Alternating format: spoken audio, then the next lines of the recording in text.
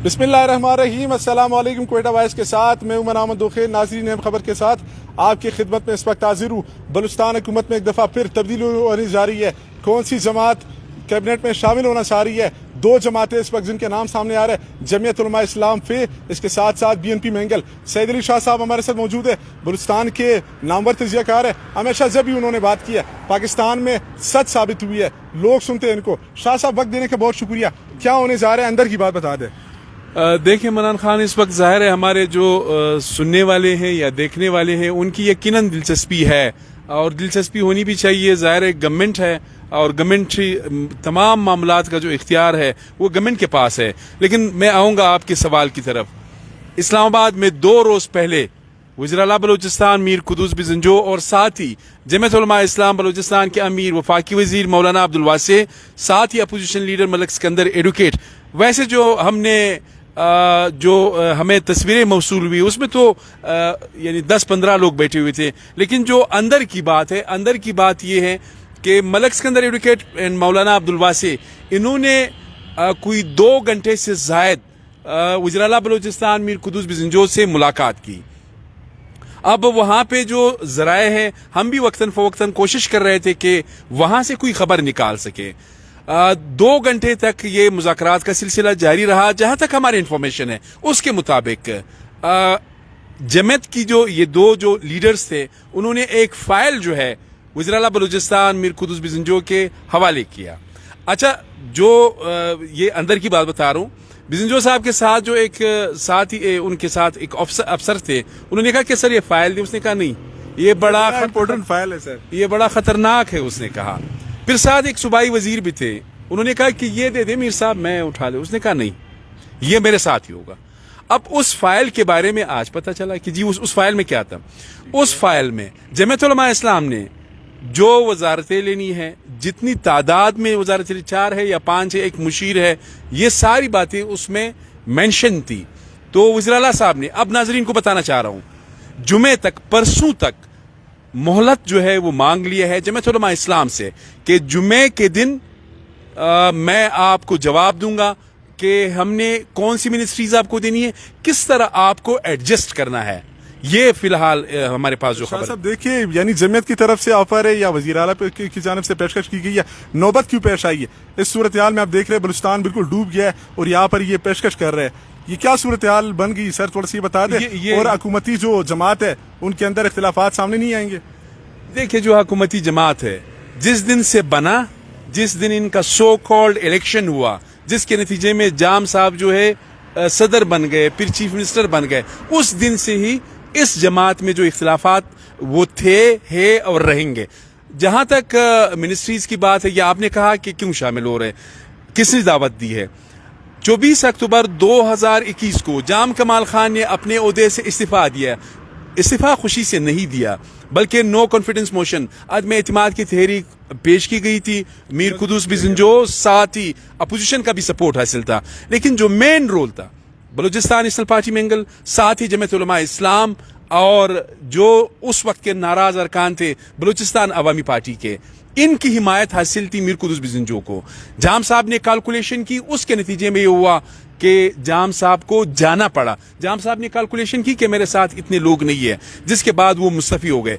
24 अक्टूबर 2021 से आपको पता है, मुझे पता है, हमारे तमाम देखने वालों को पता है, वो चाहे जमीयत के सपोर्टर है, BNP के सपोर्टर है, जाम साहब के सपोर्टर है, बिज़ंजो साहब के सपोर्टर है, XYZ के सपोर्टर है, सबको पता था कि बिज़ंजो साहब अपने वज़रा की भी इतनी बात नहीं मानते हैं जितनी बात वो BNP मैंगल की या जमीयत उलमा इस्लाम की मानते हैं। आपने हालिया बजट में भी देखा, PSDP में वो अंग्रेजी में कहते हैं लॉयंस शेयर, जो शेयर का हिस्सा था वो अपोजिशन जमातों को मिला। अब ये बलूचिस्तान तो जाहिर है, हमने पहले भी कहा था कि बलूचिस्तान तजर्बागाह है, इसमें कोई शक नहीं है। अब इस तजर्बागाह में हमने ये भी देखा कि हुकूमती वज़रा कमज़ोर, अपोजिशन मजबूत। तो उस वक्त से जमीयत उलमा इस्लाम को ये ताने मिल रहे थे कि जी आप तो हुकूमत का हिस्सा है। फिर इन्होंने सोचा कि हम वैसे ही अगर हिस्सा है तो हमें रस्मन फिर जाना चाहिए। तो ये इनके आपस में डिलिब्रेशंस हुई, जिसके नतीजे में ये अब जा रहे हैं। लेकिन अंदर की खबर ये है, जो हमारे देखने वाले हैं कि जी कौन मरेगा वजीर, کس سے وزارت لیں گے؟ دیکھیں ہم کوئی حتمی اس طرح بات بالکل نہیں کریں گے. حالانکہ ہم آپ کو کٹ کر رہا ہوں تھوڑا سے بتا دیں کہ اندر کی بات ہے, یعنی مولانا فضل الرحمان کی جانب سے ایک شرط رکھا گیا تھا کس پارٹی کو آؤٹ کرنا ہے, وہ بھی بتا دیں. یہ آپ نے ٹھیک صحیح پوچھا. ہمارے جو انفارمیشن ہے یہ کوئی مولانا واسع صاحب کا شرط نہیں ہے, کوئی ملک اسکندر ایڈوکیٹ کا شرط نہیں ہے, بلکہ بڑے مولانا صاحب نے کہا ہے کہ پاکستان تحریک انصاف کو آپ فارغ کریں گے تو پھر ہم اس میں شامل ہوں گے. اب پاکستان تحریک انصاف کے یہاں پر ان کا ایجوکیشن منسٹر ہے, ساتھ ہی ان کا ڈپٹی اسپیکر ہے اور مبین خلجی صاحب بھی ہے. یہ شرط انہوں نے رکھا ہے. ہاں البتہ جو ہمارے پاس انفارمیشن ہے یہ وزیر اعلیٰ صاحب نے اور اپوزیشن نے کہا ہے کہ چلے این پی کو بھی رہنے دیں اور ایچ ڈی پی کو بھی رہنے دیں, ان کو نہ ان کو چھیڑیں گے تو پھر جا کے یہ دونوں جام صاحب کے پاس جائیں گے, پھر ایک اور محاذ بن سکتا ہے. وہ بھی خوشی سے نہیں رکھ رہے, انہوں نے کیلکولیشن کی ہے اگر ان دو کو بھی نکالیں گے, پی ٹی آئی کو بھی نکالیں گے تو پھر اگلا جو سائڈ ہے اس کی تعداد میں اضافہ ہوگا. پھر کل وہ قدوس بزنجو صاحب کے خلاف عدم اعتماد کی تحریک جو ہے وہ پیش کریں گے. جن وزراء کے نام اس وقت سامنے آ رہے ہیں باپ پارٹی کے, جن کو آؤٹ کیا جا رہا ہے, مستقبل میں یہ خطرناک ثابت ہو سکتے ہیں میرے خیال میں سے. دیکھیں باپ پارٹی کے جو وزراء ہے, ظاہر ہے باپ پارٹی کوئی نظریاتی پارٹی نہیں ہے. ہم شروع سے یہ کہتے چلے آ رہے ہیں کہ باپ پارٹی جو ہے شخصیات کی پارٹی ہے, کوئی نظریہ کوئی چین آف کمانڈ ان کا نہیں ہے. ظاہر ہے اگر باپ پارٹی کے جس طرح پہلے فارغ کیے تھے ویسے ہی تھوڑے بہت بیانات تو آ جائیں گے, لیکن کوئی بڑی تبدیلی آپ نہیں دیکھ سکتے ہیں. بزنجو صاحب بھی بہت احتیاط سے کھیل رہے ہیں. اب بزنجو صاحب اگر جمعیت کو ساتھ رکھیں گے, ساتھ ہی این پی کو, ایچ ڈی پی کو, تو پھر ان کو ہٹانا جو ہے بہت مشکل ہوگا. شاہ صاحب لوگوں کا انٹرسٹ زیادہ تر پورٹ فولیوز میں ہے, اس پر اگر تھوڑا سا بتا دیں ناظرین کو کیا امکانات ہے, کس کو کون سی منسٹری ملنے والی ہے؟ اس میں منان خان میں بتا رہا ہوں, میں بالکل اس طرح نہیں کروں گا, میں جمپ نہیں کروں گا. ہمارے بہت سے دوست جو ہے وہ بہت زیادہ اس کو ڈسکس کرتے رہتے ہیں, لیکن میں اس طرح جمپ نہیں کروں گا. پرسوں تمام چیزیں جو ہے وہ کلیئر ہو جائیں گی, پتہ چل جائے گا کس نے وزیر بننا ہے اور کس نے بے روزگار ہونا ہے.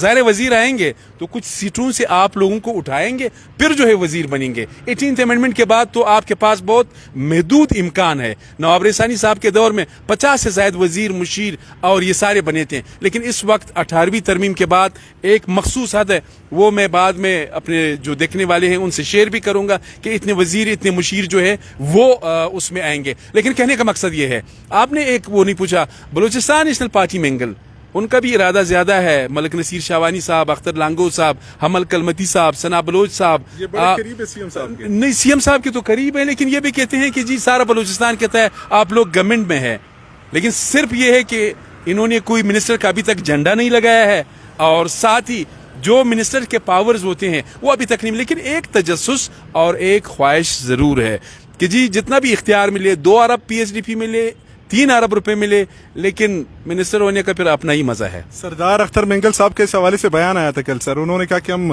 بلوچستان حکومت کے اس گناہ میں شامل نہیں ہوں گے, تو یہ جو مراد لی جا رہی ہے یہ قسمت میں سر؟ دیکھیں سردار صاحب کا بیان آیا ہے, لیکن وہ 3 لائنوں میں تھا, میں نے خود پڑھا. اس کا کانٹینٹ بہت کمزور تھا. کس سے بات کی ہے, کس طرح بات کی ہے, کوئی تفصیل اس میں نہیں تھا. سردار صاحب یا بی این پی مینگل کے جو ذمہ دار لوگ ہیں وہ اس حوالے سے خود ایک رسمی بیان جاری کر سکتے ہیں.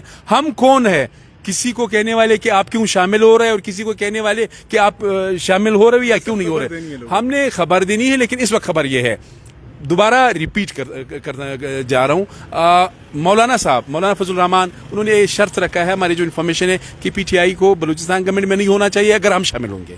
ساتھ ہی انہوں نے کہا کہ این پی کو, ایچ ڈی پی کو, ان کو چھوڑ دو. پرسوں تک, جمعے کے روز تک وزیر اعلیٰ بلوچستان میر قدوس بزنجو نے مہلت مانگ لی ہے.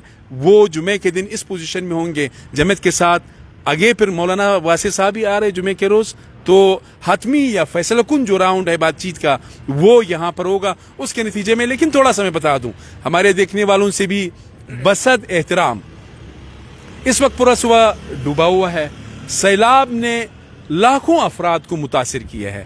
خواتین, بچے نصیر آباد میں, لسبیلا میں, جعفر آباد میں, بلوچستان کے مختلف علاقوں میں 300 سے زائد قیمتی انسانی جانیں جو ہے ضائع ہو چکی ہے. 65 یا 70 ہزار جو سرکاری اعداد و شمار ہے اس کے مطابق لوگوں کے مکانات گر چکے ہیں. اس وقت ہزاروں یا لاکھوں کی تعداد میں جو لوگ ہیں وہ بے گھر ہے, وہ سڑک کے کنارے انہوں نے پناہ لی ہے. تو میرے خیال میں سیاسی جماعتوں کو, حکومت وقت کو منسٹریز لینی ہے. اب ہم روک تو نہیں سکتے ہیں, ہم جتنا بھی کہیں, لیکن کہنے کا مقصد یہ ہے کہ بلوچستان میں اس وقت عملاً یعنی الفاظ کی حد تک تو ایمرجنسی ہے لیکن عملاً ایک ایمرجنسی نافذ کرنی چاہیے. خواتین ہے, بچے ہیں, بزرگ ہیں اور ساتھ ہی جو مختلف بیماریوں کے شکار لوگ ہیں, مختلف بیماریاں پھوٹ پڑی ہے. اس وقت WHO ورلڈ ہیلتھ آرگنائزیشن کے مطابق بلوچستان میں اس وقت جو ہیزے کولیرا کے جو شکار لوگ ہیں ان کی تعداد 21,000 ہے. یہ فگر میں آپ کو 2 ہفتے پہلے کا فگر دے رہا ہوں, ہو سکتا ہے اس وقت 30,000 سے بھی زیادہ ہو. تو میرے خیال میں بلوچستان میں بھوک زیادہ ہے, غربت زیادہ ہے, بھوک و افلاس زیادہ ہے. ان چیزوں پر توجہ دینے کی ضرورت ہے, صرف PSDP بانٹنے کے لیے نہیں بلکہ لوگوں کے مسائل حل کرنے کے لیے بھی. میرے خیال میں ہم نے کافی بات کی. بہت شکریہ ناظرین. سید علی شاہ صاحب نے آپ کو تفصیلات سے آگاہ کیا. اوورآل بلوچستان میں جتنے نقصانات ہوئے, ساتھ ساتھ بارشوں میں, اب موجودہ صورتحال یعنی کون جماعت میں شامل ہو رہا ہے, کون سی جماعتیں شامل ہو رہی ہے حکومت میں, یہ تمام تر اپڈیٹ 2 دن کے بعد آپ کو پکی خبر مل جائے گی کہ کون سا پورٹ فولیو کس کے ہاتھ لگ رہا ہے. اب تک کے لیے کوئٹہ وائس سے منام مندوخیل کو دیجیے اجازت. تب تک کے لیے کوئٹہ وائس دیکھتے رہے.